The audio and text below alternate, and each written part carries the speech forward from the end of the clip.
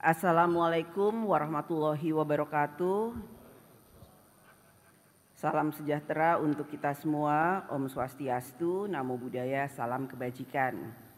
Yang kami hormati Saudara Presiden Republik Indonesia Insinyur Haji Joko Widodo, yang kami hormati Saudara Wakil Presiden Republik Indonesia Profesor Dr. Kiai Haji Ma'ruf Amin, yang kami hormati Saudara para Wakil Ketua dan Anggota DPR RI, yang kami hormati Saudara Ketua dan para Wakil Ketua MPR RI, yang kami hormati Saudara Ketua dan para Wakil Ketua dan Anggota DPD RI, yang kami hormati Saudara Ketua dan Wakil Ketua BPK RI, yang kami hormati Saudara Ketua dan Wakil Ketua Mahkamah Agung RI, yang kami hormati Saudara Ketua dan Wakil Ketua Mahkamah Konstitusi RI, yang kami hormati Saudara Ketua dan Wakil Ketua Komisi Yudisial RI, yang kami hormati para Menteri Kabinet Indonesia Maju, serta Jaksa Agung, Panglima TNI dan Kapolri, yang kami hormati para Ketua Umum partai-partai politik, dan tentu saja yang kami hormati rekan-rekan pers dan para undangan yang berbahagia, serta seluruh rakyat Indonesia yang kami muliakan. Berdasarkan catatan Sekretariat Jenderal DPR RI, telah hadir sebanyak 409 anggota terdiri dari seluruh unsur fraksi DPR RI, maka quorum telah tercapai. Dan dengan mengucap Bismillahirrahmanirrahim, perkenankan kami selaku pimpinan Dewan membuka rapat paripurna DPR RI yang ke-1 masa persidangan pertama tahun sidang 2024-2025 pada akhir periode keanggotaan tahun 2019-2024 hari Jumat tanggal 16 Agustus 2024, dan kami nyatakan dibuka dan terbuka untuk umum.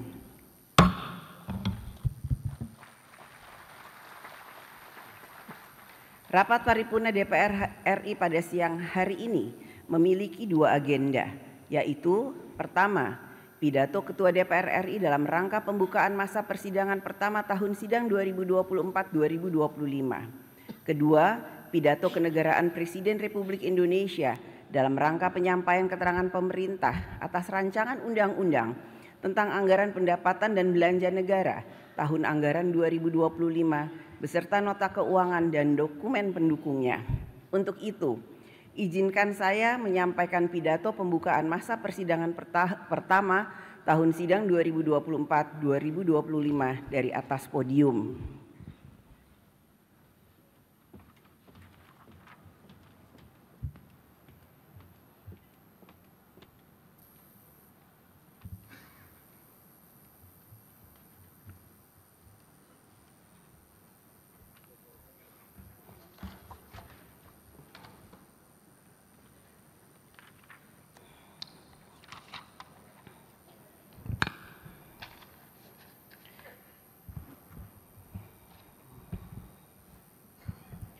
Saudara Presiden dan Saudara Wakil Presiden, sidang Dewan yang terhormat, yang kami muliakan seluruh rakyat Indonesia.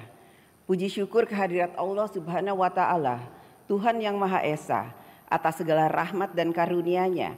Pada siang hari ini kita dapat melaksanakan tugas konstitusional pada rapat paripurna DPR RI dalam rangka pembukaan masa persidangan 1 tahun sidang 2024-2025. Masa persidangan ini merupakan masa sidang yang terakhir bagi anggota DPR RI periode tahun 2019-2024. Terdapat sejumlah agenda yang perlu menjadi perhatian di masa sidang ini untuk dapat dituntaskan sebagai wujud pertanggungjawaban kinerja DPR RI periode 2019-2024. 5 tahun terakhir perjalanan kita sebagai bangsa dan negara seperti berlayar menghadapi terpaan badai gelombang pasang surut yang tidak pernah berhenti. Dimulai dari pandemi COVID-19, konflik geopolitik regional antar negara, ketegangan geopolitik yang meluas hingga ke Timur Tengah, krisis pangan, krisis energi global, serta gejolak ekonomi global. Gejolak dan ketidakpastian global tersebut berdampak langsung terhadap kehidupan kita sebagai bangsa dan negara, ketahanan kesehatan, sosial, pangan, energi, ekonomi, bahkan kehadiran pemerintahan dalam menyelamatkan kehidupan rakyat pun seolah diuji. APBN sebagai salah satu instrumen yang strategis dalam penyelenggaraan pemerintahan negara bahkan mengalami koreksi yang sangat dalam atas ruang fiskal untuk dapat menangani berbagai urusan kebutuhan rakyat. Penurunan penerimaan perpajakan dan kebutuhan belanja subsidi yang meningkat sangat besar, sehingga pilihan pahit yang kita tempuh dengan penarikan utang yang sangat besar. Walaupun demikian, terima kasih kami ucapkan atas gotong royong, kerja bersama seluruh pemangku kepentingan, DPR RI, pemerintah pusat, pemerintah daerah, TNI, Polri, BUMN, swasta, UMKM dan seluruh rakyat. Perekonomian nasional berangsur pulih. Hal ini patut kita syukuri bersama karena banyak pengalaman negara lain belum sepenuhnya pulih, apalagi ekonominya dapat tumbuh 5%-an tiap tahun. Pembangunan nasional walaupun disertai berbagai tantangan telah berhasil memajukan Indonesia, khususnya dalam pembangunan infrastruktur yang masif. Akan tetapi di tengah semaraknya pembangunan lahiriah ini, kita justru kurang merawat pembangunan karakter bangsa. Pembangunan karakter bangsa yang memiliki integritas dan etos kerja belum dirasakan dalam keseharian hidup berbangsa dan bernegara.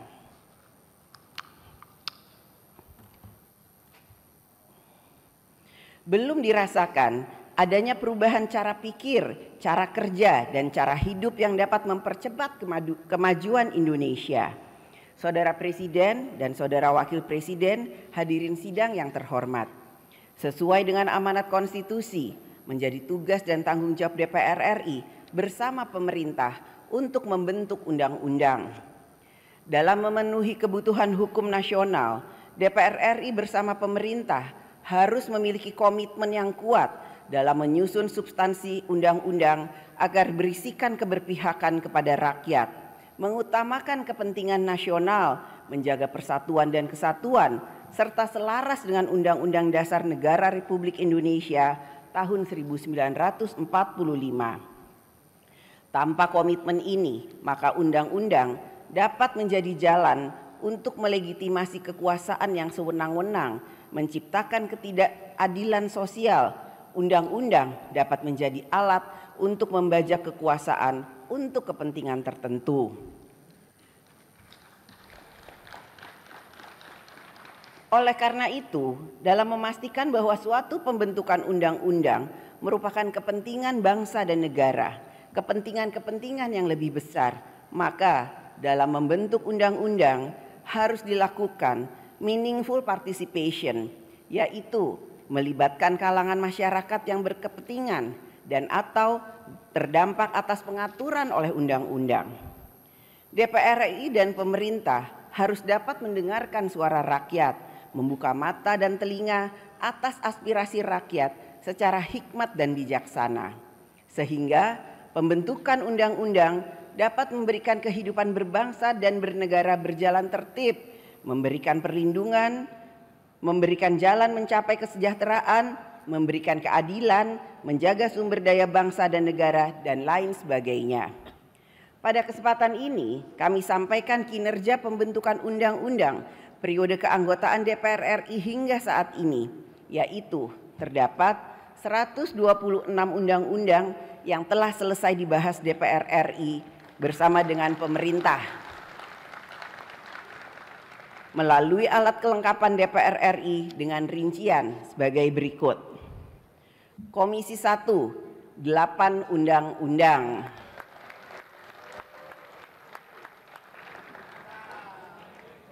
Komisi 2, 80 undang-undang.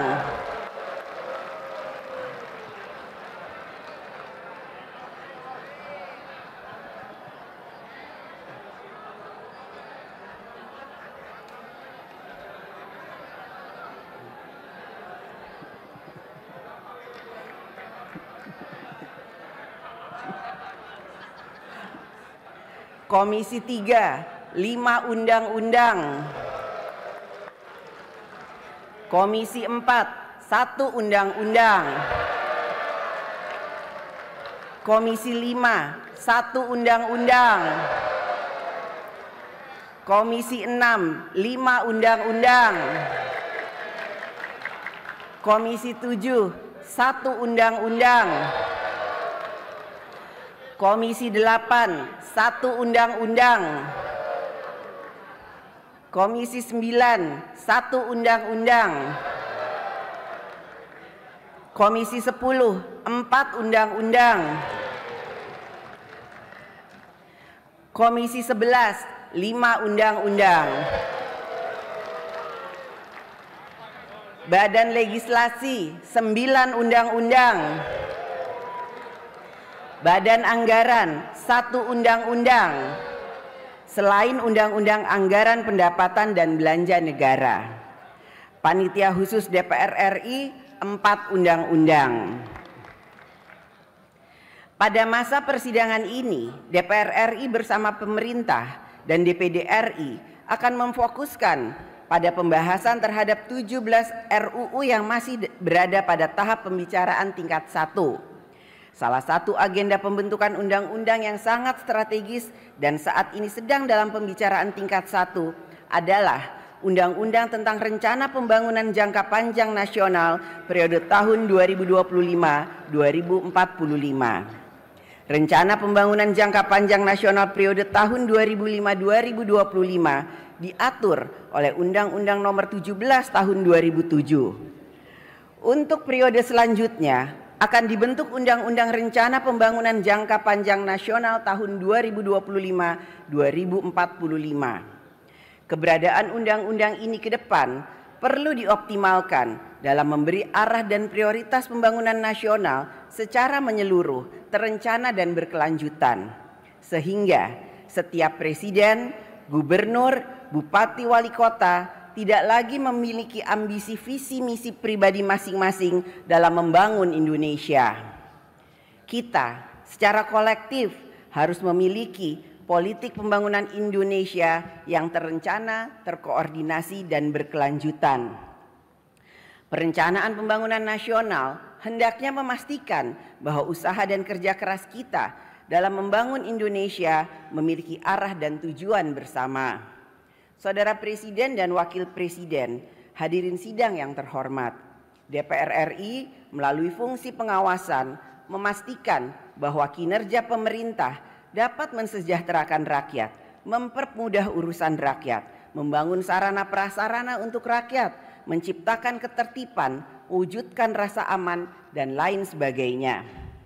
DPR RI memberikan perhatian yang besar terkait permasalahan yang menjadi perhatian rakyat, yaitu antara lain serangan cyber terhadap pusat data nasional, penggabungan lembaga penyiaran publik, pengangkatan guru honorer menjadi pegawai pemerintah dengan perjanjian kerja, izin hak guna usaha di ibu kota Nusantara, mafia tanah, perjudian online, korupsi tambang timah, kinerja penyertaan modal negara pada beberapa BUMN, penyelesaian proyek strategis nasional, subsidi listrik di daerah tertinggal, terluar dan terdepan, alokasi kuota tambahan haji, peraturan pelaksana undang-undang omnibus tentang kesehatan, penerimaan peserta didik baru secara daring, kebijakan cleansing guru honorer, dan stabilitas nilai tukar rupiah. DPR RI juga memberikan perhatian pada persiapan penyelenggaraan pemilihan kepala daerah yang akan dilaksanakan pada tanggal 27 November 2024 yang akan datang. DPR RI akan memastikan penyelenggara pemilu melaksanakan tugasnya dengan baik sehingga seluruh pemilih menggunakan hak pilihnya secara demokratis. Secara khusus, DPR RI menggunakan hak angket atas penyelenggaraan haji tahun 2024 yang banyak menimbulkan berbagai masalah pelaksanaan haji pada tahun 2024. Pemerintah harus memiliki komitmen yang tinggi untuk menindaklanjuti berbagai keputusan rapat kerja komisi dan alat kelengkapan dewan lainnya. Komitmen pemerintah tersebut menunjukkan bahwa terdapat saling menghormati kewenangan antara lembaga eksekutif dan legislatif. Prinsip checks and balances di antara cabang-cabang kekuasaan negara, eksekutif, legislatif, dan yudikatif telah diamanatkan di dalam konstitusi, bahkan diperkuat sejak amandemen pasca reformasi. Kita dapat menikmati bagaimana prinsip check and balances cabang-cabang kekuasaan dilaksanakan dari masa ke masa sebelum reformasi. Prinsip checks and balances tersebut dapat berjalan efektif apabila kelembagaan demokrasi berada di alam yang demokratis. Kehidupan demokrasi membutuhkan kelembagaan demokrasi yang sehat. Partai politik, pemilu, kekuasaan lembaga-lembaga negara, hak-hak rakyat untuk hidup cerdas merupakan kelembagaan demokrasi yang harus dibangun di atas prinsip-prinsip yang dapat memberikan nafas kehidupan berdemokrasi. Tanpa itu, maka demokrasi tidak akan berjalan. Pada kesempatan ini, saya menyampaikan apresiasi yang dalam dan ucapan terima kasih kepada media, wartawan, dan jurnalis yang juga telah ikut melaksanakan fungsi kontrol sosial atas penyelenggaraan pemerintahan negara, termasuk terhadap DPR RI. Kepada media, rakyat juga menitipkan harapan agar dapat ikut mengawal demokrasi, mengawal jalannya kedaulatan rakyat melalui media yang mencerdaskan kehidupan bangsa. Menjadi tugas sejarah kita bersama, DPR RI dan pemerintah, untuk mewujudkan kedaulatan rakyat yang memberikan kehidupan rakyat yang semakin baik, hidup lebih sejahtera, nyaman, mudah dalam berbagai urusan, dan negara selalu hadir untuk rakyat. Saudara Presiden dan Saudara Wakil Presiden, hadirin sidang yang terhormat, DPR RI melalui tugas diplomasi menjalankan misi dan komitmen dalam membangun dunia yang lebih baik. Dunia dengan tatanan sosial, ekonomi, serta politik yang humanis, berkeadilan sosial, damai, dan melestarikan sumber daya alam serta lingkungan. Selama periode 2019-2024 ini, DPR RI telah berperan aktif dalam forum internasional yang ditunjukkan dengan kepemimpinan DPR RI dalam forum-forum internasional. Serangkaian kegiatan diplomasi tersebut dilakukan oleh DPR RI untuk memperkuat politik luar negeri Indonesia dan posisi Indonesia dalam memperjuangkan kepentingan nasional. Saudara Presiden dan Saudara Wakil Presiden, hadirin sidang yang terhormat, agenda kedua pada siang hari ini adalah pidato Presiden Republik Indonesia dalam penyampaian keterangan pemerintah atas rancangan undang-undang tentang anggaran pendapatan dan belanja negara APBN tahun anggaran 2025 beserta nota keuangannya. APBN tahun anggaran 2025 berada pada masa transisi pemerintahan, sehingga penyusunannya juga khusus sebagaimana diatur di dalam Undang-Undang Nomor 17 Tahun 2007 tentang Rencana Pembangunan Jangka Panjang Nasional tahun 2005-2025, yaitu Presiden yang sedang memerintah pada tahun terakhir pemerintahannya diwajibkan menyusun rencana kerja pemerintah untuk tahun pertama periode pemerintahan presiden berikutnya. Presiden terpilih periode berikutnya tetap mempunyai ruang gerak yang luas untuk menyempurnakan rencana kerja pemerintah dan APBN pada tahun pertama pemerintahannya melalui mekanisme perubahan APBN atau APBNP.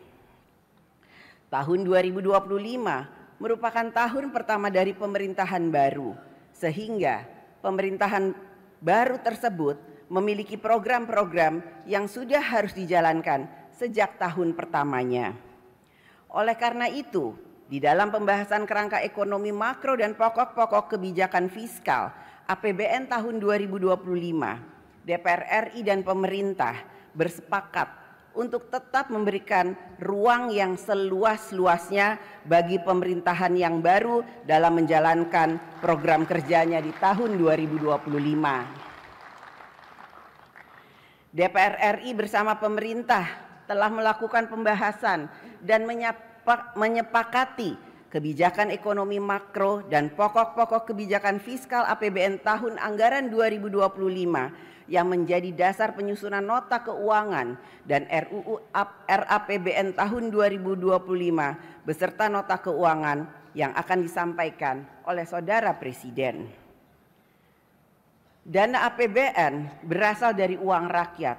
Oleh karena itu, belanja negara harus lebih banyak dialokasikan dan efektif dalam memudahkan rakyat dalam mendapatkan pelayanan kesehatan, pendidikan, memperoleh pemberdayaan ekonomi, membangun sarana dan prasarana dalam mendukung kegiatan ekonomi rakyat, dan lain sebagainya yang pada pokoknya adalah penerima manfaat belanja negara adalah rakyat.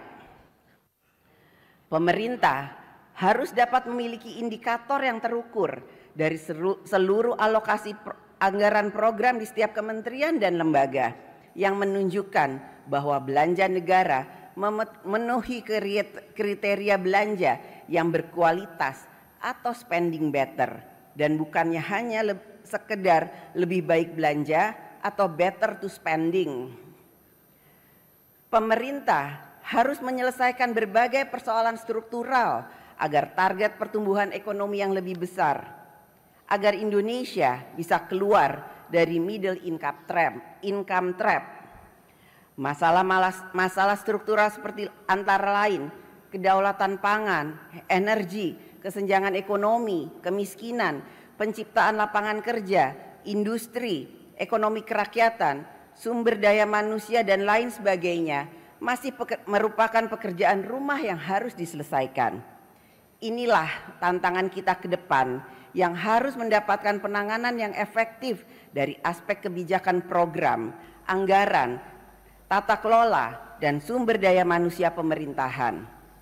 Pemerintah ke depan semakin dituntut untuk dapat menyelesaikan masalah struktural di berbagai bidang agar dapat menciptakan percepatan kemajuan dan kesejahteraan rakyat yang semakin inklusif.